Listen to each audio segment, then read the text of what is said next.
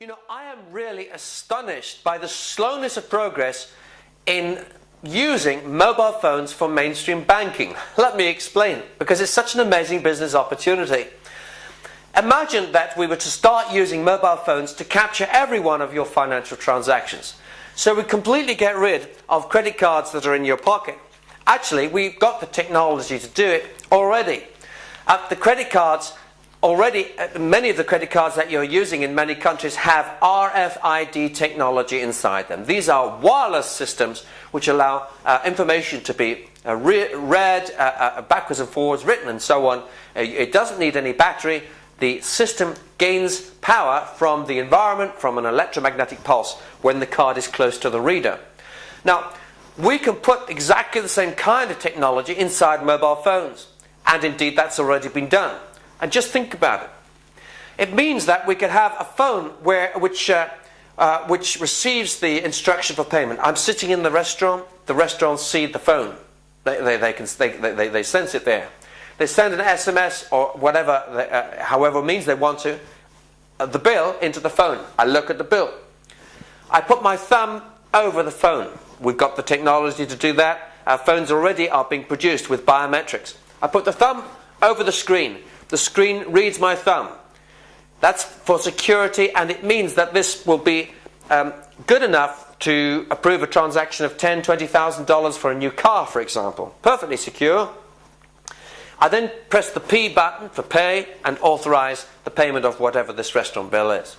Straight away, that transaction is now on my mobile phone bill. It doesn't need to be on American Express or Visa or MasterCard or anything like that. So the mobile phone company has become the back-end processor of the financial transaction. Now, what is this worth? If you just look at the UK alone, we're looking at around £700 billion a year. That's $1.3 trillion a year of transactions that could be captured using mobile phones. The credit card debt in the UK is running at, let's say, around $100 billion a year, with tremendously good, healthy interest rates from the point of view of the lender, around maybe 60%, 18%. So not only could the phone be used to capture the transaction for the restaurant or for the car, but the phone can be used to provide the loan for the restaurant or the car, short term for the restaurant, just added to the normal monthly bill. But for the car, it could be immediately activating a pre-approved loan facility, which says over 24 months for $20,000, and I just go and there it is. It means that the phone company can be offering complex information about new loans into the phone at the time of purchase. It means that you could restructure some kind of debt as you are making the transaction and decide whether or not you actually want to pay it at the end of the month, or whether you want to pay for it on, say, 24 payments or something like that. Now, a bank card can't give you those kinds of options. A PIN number device can't give you those kind of options. But within the phone with a big screen, yes, we could provide a huge amount of very sophisticated interaction with customers. Now, what would it actually be worth in terms of just commissions on these transactions? Let's take a simple example and assume that the phone company doesn't manage to capture a single penny, a single dollar of the loans market or the insurance products that get attached to the products that are sold, but is only being paid on a commission. What kind of commissions could be offered?